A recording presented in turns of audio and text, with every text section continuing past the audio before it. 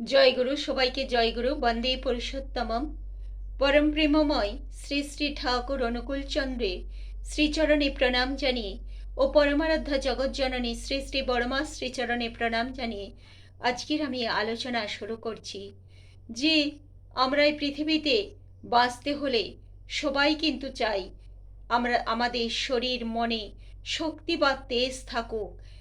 তো একবার যখন শ্রী শ্রী ঠাকুর সবে তার কীর্তনের যুগ শুরু করেছেন, কীর্তন করতে শুরু করেছেন, সেই সময়কার ঘটনা যখন শ্রী শ্রী ঠাকুর সেই দেখা যাচ্ছে অবিরাম ধারায় সেই কীর্তন করতে করতে যখন তার সমাধি হতো, সেই সমাধি অবস্থায় যখন তিনি অবিরামভাবে বলে যেতেন নানা রকম সেই কথা, নানা রকম সেই যেটা আজকে আমরা পুণ্যপুঁথি হিসাবে দেখতে পাই, আমাদের পরম প্রেময় শ্রী শ্রী ঠাকুরের শ্রীমুখ নিঃসৃত ওই সমাধি অবস্থায় বেরিয়েছিল।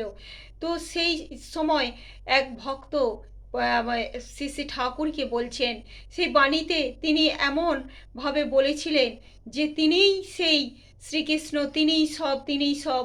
তো তখন এক ভক্ত পরে তাকে বলছে যে ঠাকুর বা ভক্তরা যখন পরীক্ষা করেছে ওই সমাধি অবস্থায়, তার কোনো পালস খুঁজে পাওয়া যাচ্ছে না, কিছুই পাওয়া যাচ্ছে না। তখন যখন সবাই মৃত কি ভান করছে দেখার জন্যে, কাঠ কয়লা পুড়িয়ে দিয়েছে বা কিছু এরকম তার পায়ে জেঁকে ধরেছে, তাতেও কিন্তু তার কোনো সেই নড়নচড়ন কিছু নেই। সেই সমাধি অবস্থায় দীর্ঘক্ষণ তিনি পড়ে থাকতেন, তারপর তার জ্ঞান ফিরত। তখন এক ভক্ত বলে ফেলেছিল শ্রী শ্রী ঠাকুরকে যে ঠাকুর আমরা আপনাকে চিনে ফেলেছি।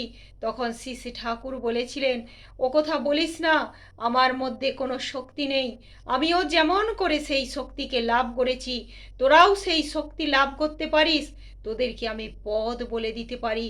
তোরা যদি সেইভাবে আমি যেভাবে পেয়েছি তোরাও সেই অনুশীলন করতে পারিস, তাহলে তোদের মধ্যেও সেই শক্তি জেগে উঠবে। শ্রী শ্রী ঠাকুর এক জায়গায় বলছেন যে তোমরা আমাকে ঠাকুর বানিয়েছো, ঠাকুর করেছো, কিন্তু এটা আমার কাছে বড় অবমাননাকর লাগে যখন দেখি তোমরা আমার পথে চলছো না, অনুশীলন করছো না, নাম ধ্যান করছো না, তাই তোমাদের ভিতর কোনো শক্তি জাগছে না। আর তখন কিন্তু আমি বড় ভিতরে ভিতরে গুমড়ে মরি, কষ্ট পাই। আমি তোমাদের ভিতর পরম পিতা অনেক অনেক শক্তি দিয়েছেন, তোমরা সেই শক্তিকে জাগাও, তোমরা অনেক অনেক শক্তি মানে দেখাতে পারো জগতের কাছে, তোমাদের অফুরান শক্তি কোনো দিন শেষ হবে না। এই মহাজাগতিক বিশ্বে যে শক্তি বিরাজ করছে সেখান থেকে তোমরা শক্তি পেতে পারো শুধু এই নাম ধ্যানের মাধ্যমে, আর সেটা অনুশীলনের মাধ্যমে তোমরা করলেই বুঝতে পারবে। তোমরা কিন্তু করো না, করতে চাও না, আমার কথাকে তোমরা অবহেলা করো। তাই আমি বারবার তোমাদের কাছে বলি, আমি তোমাদের ঠাকুর হয়ে শুধু ওই মুখের কথা বা কথার কথা হয়ে থাকতে চাই না।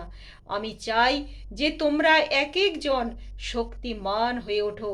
এই বিশ্বের যে মহাজাগতিক বিশ্বে যে শক্তি বিরাজ করছে, সেই শক্তি তোমাদের প্রতি প্রত্যেকের মধ্যে ছড়িয়ে পড়ুক, আমি সেটাই চাই। নচেত কিন্তু তোমরা নিস্তেজ হয়ে সেই এক ভীরু মতো বাঁচবে, এটা আমি কখনোই চাই না, এটা আমার কাম্য নয়। আমি তোমাদেরকে আমি দেখতে চাই সেই রকম যে তোমরা সমাজের সবার মধ্যে বীরের মতো ঝাঁপিয়ে পড়বে, সেই সমাজের মঙ্গল হবে তোমাদের দ্বারা, সবার ভালো হবে, জগতের ভালো হবে। তোমাদের মধ্যে স্ফূর্তি দেখলে, তোমাদের মধ্যে প্রেরণা দেখলে তবেই না মানুষ তোমাদের কাছে এসে কত কিছুই জানতে চাইবে, বুঝতে চাইবে। তোমরা মানুষকে বলো না দীক্ষা নাও দীক্ষা নাও, কিন্তু তোমাদের দেখে মানুষ দীক্ষা নিতে চাইবে। আমি সেরকমই তোমাদেরকে দেখতে চাই। তো এই হলো আজকের আমার আলোচনা। আমার কোনো কথাই আমার নিজের কথা নয়, সবটাই প্রিয় পরমের কথা। জয় গুরু, সবাইকে জয় গুরু। বন্দে পুরুষোত্তমম।